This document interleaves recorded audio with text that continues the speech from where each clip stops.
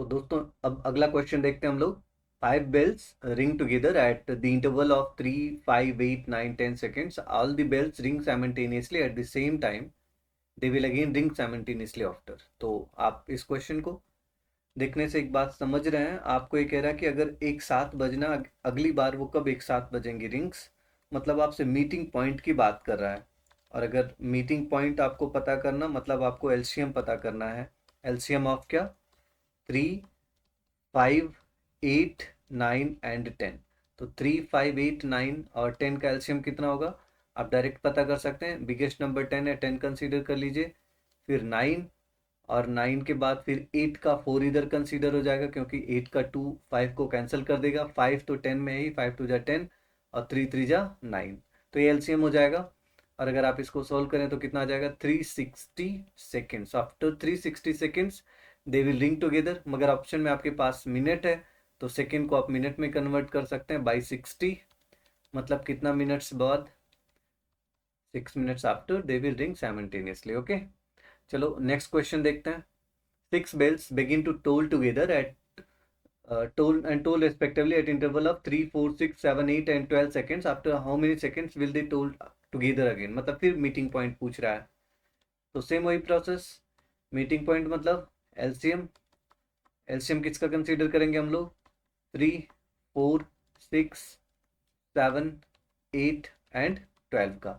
तो biggest number अगर आप देखो इसमें कितना है? 12 है। तो सबसे पहले 12 कंसीडर कर लो। फिर 8 का देखो 2 भाई, 8 इक्वल टू होता 4 इंटू 2, तो 4 तो डिवाइड कर देगा 12 को, मगर 2 नहीं करेगा। 7 तो कुछ भी नहीं कर पाएगा, तो 7 कंसीडर कर लिया। 6 12 को डिवाइड कर देगा, 4 भी कर देगा और 3 भी कर देगा। तो 12 इंटू 2 इंटू 7, तो 12 टू जा 24, 7 जा 168 seconds. That is after 168 seconds they will ring together. Hence option B is correct. Okay, ये क्वेश्चन देखिए क्या कह रहा है। 4 bells start ringing at an interval of this respectively how many times will they ring together. तो पहले तो आप देख लो कि कब, कितने सेकंड बाद एक साथ बजेंगे। मतलब हर उतने टाइम के बाद बार बार बजती रहेंगी साथ में। तो मतलब मीटिंग पॉइंट की बात कर रहा हूँ मैं। एक साथ बजने का मतलब मीटिंग पॉइंट। तो मीटिंग पॉइंट इक्वल टू क्या हो जाएगा? LCM of 24, 36, 48 and 64। Biggest number 64 consider कर लीजिए। 64 के बाद 16 3 जा, तो इसका 3 रह जाएगा। और इसको अगर आप देखो तो 9 4 जा, तो 4 से तो कैंसिल होगा। 9 का एक 3 तो है, इसमें एक 3 नहीं है, तो इंटू 3 कर लेते हैं। और अगर 24 को देखें तो 8 तो 64 में आ जाएगा, 3 है, यही हो जाएगा। 64 इंटू 9, यही रहने देते हैं। 64 इंटू 3 इंटू 3, ये मीटिंग पॉइंट है। इतने सेकेंड्स बाद दे विल रिंग टुगेदर। तो कह रहा 7 आवर्स 12 मिनट्स में वो कितनी बार एक साथ बजेंगी। तो आप बोलेंगे 7 आवर्स 12 मिनट में कितने सेकेंड्स होते हैं, पहले ये देख लेते हैं। 7 आवर्स 12 मिनट, तो 7 आवर्स 12 मिनट में कितने हो जाएंगे? 7 into 60 plus 12 minute, that is 432 minutes. और इतने मिनट्स में कितने सेकेंड हो जाएंगे? 432 इंटू 60 सेकेंड्स। इतने सेकेंड्स में अगर आप अगर यहाँ ध्यान दो तो इतने सेकेंड में ये लोग एक साथ बचते हैं। मतलब after 64 into 3 into 3 seconds they will toll again again and again. तो ये जो गिवन टाइम है 432 इंटू 60 सेकेंड्स, कितनी बार ये लोग एक साथ टोल करेंगे। तो आप क्या करेंगे? 432 इंटू 60 में डिवाइड कर दो 64 इंटू 3 इंटू 3। तो 3 3 जा 9, 9 से 432 को डिवाइड करें तो 9 4 जा 36, 36 मतलब 4 एंड 3 7, 72, 9 8 जा 72, 16 3 जा, और यहाँ पे 16 4 जा। 4 से 60 को कैंसिल करो 15 टाइम में, मतलब 45 टाइम्स तो ऐसे ही ये लोग टोल करेंगे। और एक टाइम स्टार्टिंग में करेंगे। आप सोचो कि स्टार्ट में तो एक 7 बजे होंगे, और इसके बाद 45 टाइम्स और बजे होंगे। 45 टाइम्स इस तरीके से और ये लोग टोल के होंगे। तो 45 प्लस 1 मतलब 46 times they will toll together in 7 hours 12 minutes. So option C is correct. Clear? Next question. If LCM of 1 2 3 4 and so on 20 equal to x and LCM of 1 2 3 4 and so on 27 equal to k into x, then find value of k. तो अब तक आपको LCM समझ में आ गया होगा। जैसे 1 से 20 तक का एलसीएम x है, इसका मतलब 1 से 20 तक जो भी प्राइम नंबर इन्वॉल्व होंगे वो x में आ गए होंगे। 1 से 20 तक जैसे अगर मैं x में बोलूँ क्या आ गया होगा?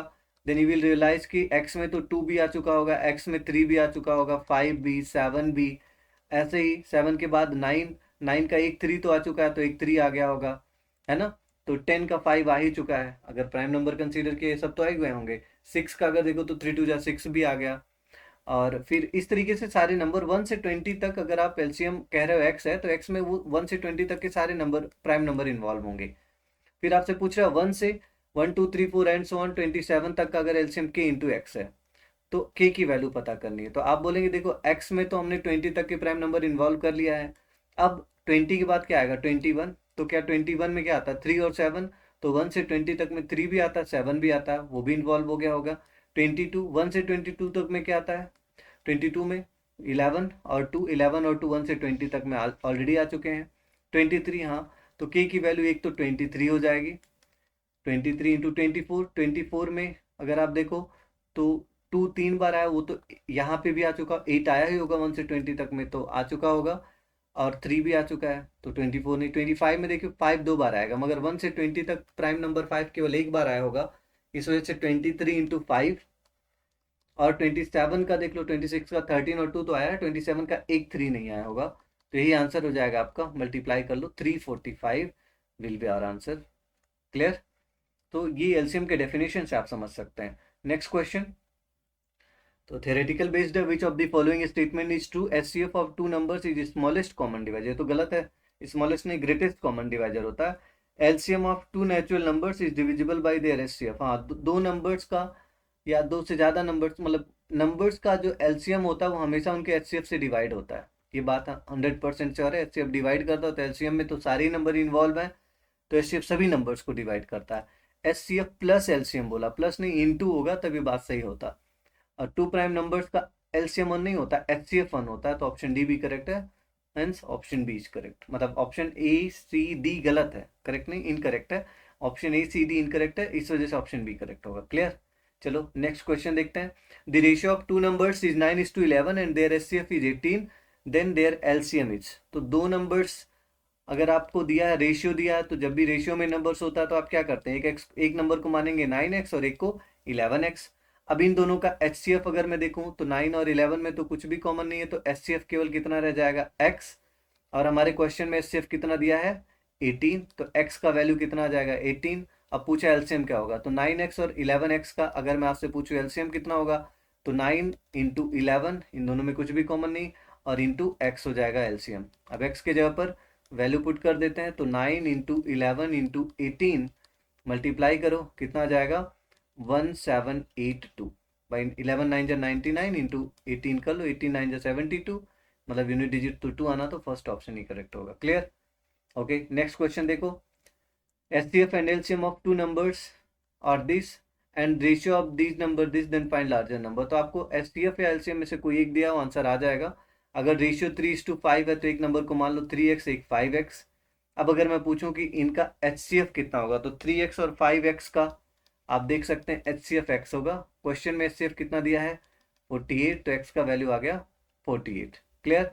लार्जर नंबर, तो 3x और 5x में लार्जर नंबर क्या है 5x है, hence larger number will be 5 into x के जगह पर 48, तो 5 8 जा 40 और 5 4 जा 20 एंड 4 24, मतलब 240। Option A is correct. Clear. Next question देखिए। Two numbers are in the ratio 6:11 and their HCF is 28, then sum of these two numbers. अब दो नंबर्स का रेशियो 6 और 11 दिया, तो हम मान लेते हैं एक नंबर 6x है और एक 11x है। इनका एचसीएफ, तो 6x और 11x का एचसीएफ कितना हो जाएगा x हो जाएगा। और हमारे क्वेश्चन में एचसीएफ कितना दिया 28, मतलब x की वैल्यू 28 है, तो इन दोनों का सम पूछ रहा है, तो 6x और 11x का अगर हम सम करेंगे तो कितना आ जाएगा 11 7 17x, तो सम विल बी 17 इंटू 28, 17 8 जा 136 और 17 2 जा 34 एंड 13, तो 34 एंड 13 कितना हो जाएगा 47। That is option D is correct. Clear. Next question देखते हैं। नेक्स्ट क्वेश्चन कह रहा है कि two numbers are in the ratio 5:7 and their LCM and product of their LCM and HCF is this. तो दो नंबर्स का अगर रेशियो दिया दोस्तों, तो हम एक नंबर मान लेते हैं 5x और एक 7x। अब इन दोनों का प्रोडक्ट मतलब 5x into 7x equal to 12635, तो x इंटू एक्स हो जाएगा x square equal to 12,635 upon 5 into 7। तो 5 से कैंसिल कीजिए, 5 2 जा 10, 5 5 जा 25, 1, 5 2 जा 10, 5 7 जा, फिर 7 से, 7 3 जा 21, 4 42, 7 6 जा 7 1 जा। अगर एक्स स्क्वायर का वैल्यू 361 आया तो एक्स कितना आ जाएगा, 361 का स्क्वायर रूट दैट इज 19। तो सम ऑफ टू नंबर्स, तो 5x और 12x, 7x का सम कितना होगा, सम ऑफ नंबर्स हो जाएगा 12x।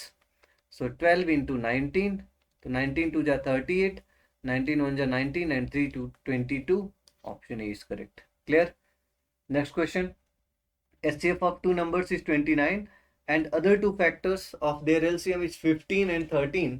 The larger of the two numbers is. तो अब आपके क्वेश्चन में अगर दो नंबर्स का HCF दे दिया है, then we can consider two numbers as 29x and 29y, where x and y are co-prime. X and y are co-prime.